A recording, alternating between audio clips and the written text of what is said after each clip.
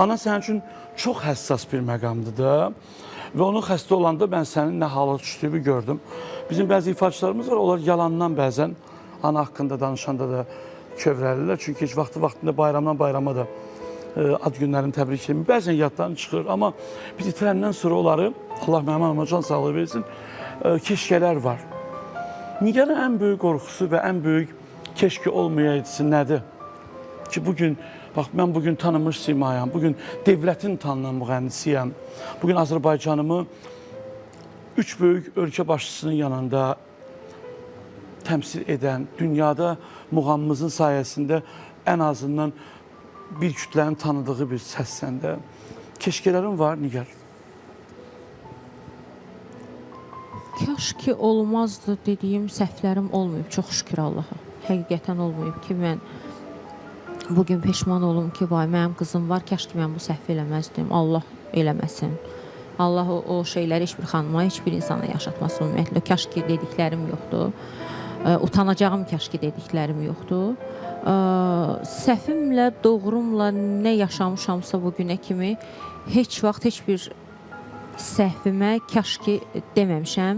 Çünki o səhvlərimdən möhkəmlənmişəm, bərkimişəm və nəyin nə olduğunu çox yaxşı başa düşmüşəm. Amma dediyin kimi silmək istədiyim çox məqamlar var ki, ümumiyyətlə silmək istəyirəm. Peşmansan mı o məqamlardan?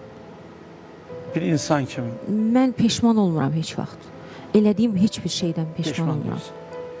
Nə yaxşılığımdan peşman oluram, nə Nigar, qızın pisliyimdən böyüyür peşman və oluram.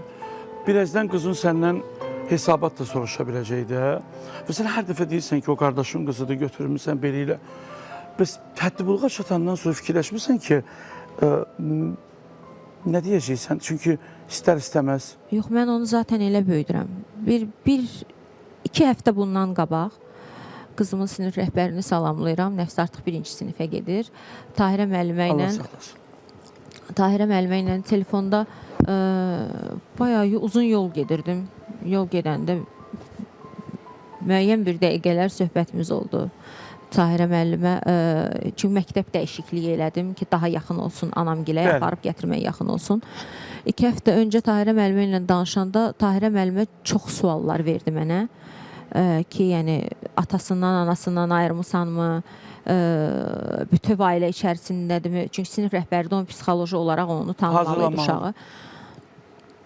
Mən dedim Tahirə müəllimə, mən onu tam ailədə böyüdürəm. O bilir onun həqiqi anası kimdir. Bilir. O bilir onun həqiqi atası kimdir. Sən çətin deyil bu. Qardaşıma ata deyir, gəlinə mama deyir, baba, nənə, yəni bacılarını tanıyır. 2 dənə də balaca, mənə ana deyir. Və mən onu artıq indidən elə böyüdürəm ki, mən qız uşağıdır. Zəmanə də pisdir. Ətraf mühit pisdir. Sabah o psixoloji olaraq çökməsin mənim uşağım. Psixoloji bir zərbə almasın. Mən ona görə bugündən nəfsənin psixologiyasını möhkəm qururam və qız uşağı olduğu üçün o tam ailədə böyüməlidir. Çünki onun gələcəyi var və biz Azərbaycanda yaşayırıq. Bugün də çətindir. Çünki dərdlərimlə tək qalmış insanım. Elə bir vaxt olur ki, saat 10 olur, 11 olur və mən yanımda kimisi istəyirəm. Balamı istəyirəm nəfsənin qoxusunu alım. Mən durub gedə bilmirəm. Sadəcə zəng eləyirəm, yatmayıbsa tez yatır, saat 6-da durduğu üçün. Qıymıram o yatmağa, gəlinə deyirəm, bir dənə üzünü göstər görüm. Bir neçə gündür ümumiyyətlə eləyəm. Tez-tez zəng eləyirəm ki, bir dənə üzünü göstər görüm. Gecə yatanda yazıq gəlin düşür aşağı, göstərir onun üzünü. Baxıram, təskinlik tapıram, yatıram. Mən sən kaş ki bunu eləməyəydin. Öyrəşməyəydin ona. Təkliyə öyrəşəydin. Bilsən niyə? Bu sənə o qədər ağır gələcək birazdan. Və səni bu içindən səni özüvü yiyəcək. Bilirsən niyə? Yox, mən artıq özünü hər şeyə hazır tutmuş bir qadınım. Çünki mən həyatın əzabını 15 yaşımdan başlamışam talihimlə yaşamağa. Onun üçün, mənim üçün atlada bilməyəcəyim heç bir şey yoxdur. Mən o qədər güclüyəm. Mənim beynim bir şey qəbul eləməzsə, böyük çıxmasın, çox üzr istəyirəm ifadəmə görə. Mən bu yaxınlarda doğma olan bir insanıma dedim, o başı kəsib atarım. Mən idarə eləyirəm. Mən idarə eləyirəmsə, mən o qədər də güclü olub hər şeyi atladacam. Çətin olar. Müəyyən bir müddət çətin olar mənim üçün nəsə.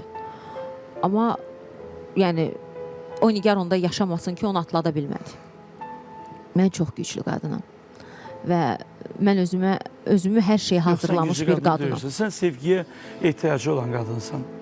Sənin sevgiyə ehtiyacın var Nigar. Allah sənə bilirsən, bu zamanə elə bir zamanədir ki, burunun badına, yaşın badına quru da gedir.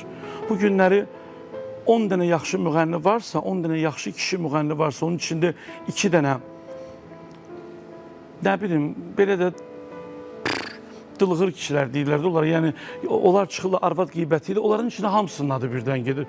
Elə bilirlər ki, o da onun kimidir. Mən bayaq yadımda da Talib Talib bura gəlməyəndə aşağıda səninlə danışdım da, maşın şouda onun birisi. Sənin sevgiyə bugün ehtiyacın var. Vasif bu günləri öz xasiyyəti ilə sevilir. Mənsum müəllim yadıma düşdü. Canəli Əkbərov sağ olanda ona nələr dedi. O kişi bir dəfə onun üzünə qayıtmadı. Gəl bugün Talib Talib bir dənə cavana bugün desin ki, sən mahnında repertuarı dəyişir Vasif. O səhər çıxıb deyəcək ki, mənim toylarım ondan çoxdur, mənə paxıllıq edir. Çünki mən gəlmişim. Biz o zamanıya gəldik. Amma mən sən içivi bilirəm ki, sən ağıllı qadınsan. Sən sevgiyə, sənin bugün bir dənə sevgiyə ehtiyacın var. Və o uşaq, qardaşın uşağı da olsa, əgər o bilsin ki, sən onu bələkdən belə götürüb ona o gözəllikləri bəxş etmişsən. Hətta o sağalanda sən qulağından sırğanı, üzüyü çıxardıb mənim verilişimdə verdiyim bir kasıb ailəyə ki, nəzir yox, xoş günlərini. Bu sənin içindən gələn bir şeydir, Nigar. Amma bugün bəzi müğənnilər istəmədən öz evladlarına böyük travmalar yaşadırlar.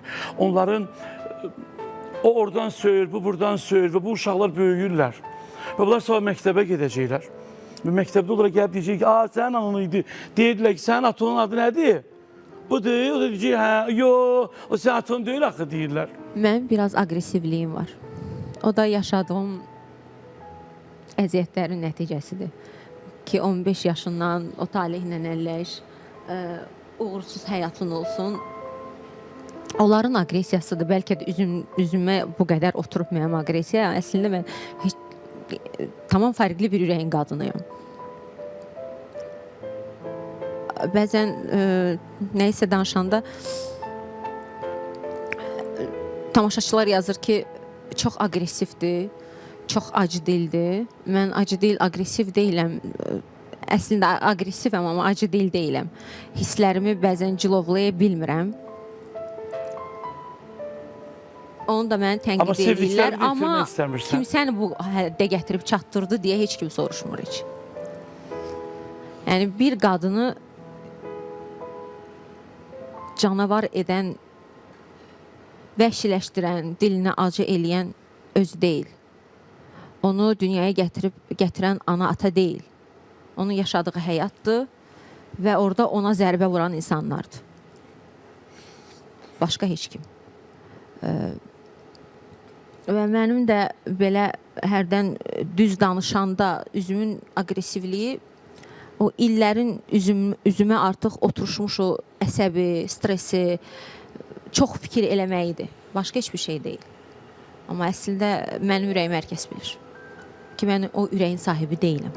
Mən heç vaxt heç kimi pislik eləməmişim. Mən bilirəm ki, sənin indi ürəyin o uşaq, söhbətlər filan, bu söhbətlər biraz şeylədir. Belə şeydə çətindir canlı oxumaq.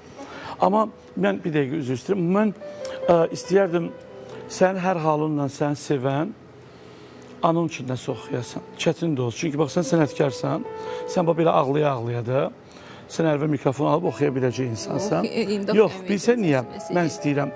Çünki səni doğrudan da aqressiv tanıyırlar. Amma mən bilirəm, sənin yufka kimi ürəyin vardı. Sən ürəyi alan insan bir dəqiqə, sən dosta görə doğrudan da yaxşı dostsan. Bilmədiyin adamları müdafiə edirsən bəzən. Bunu mən bayaq da demişdim. Kaş onu hamı görə bilər. İnşallah da ki, görər.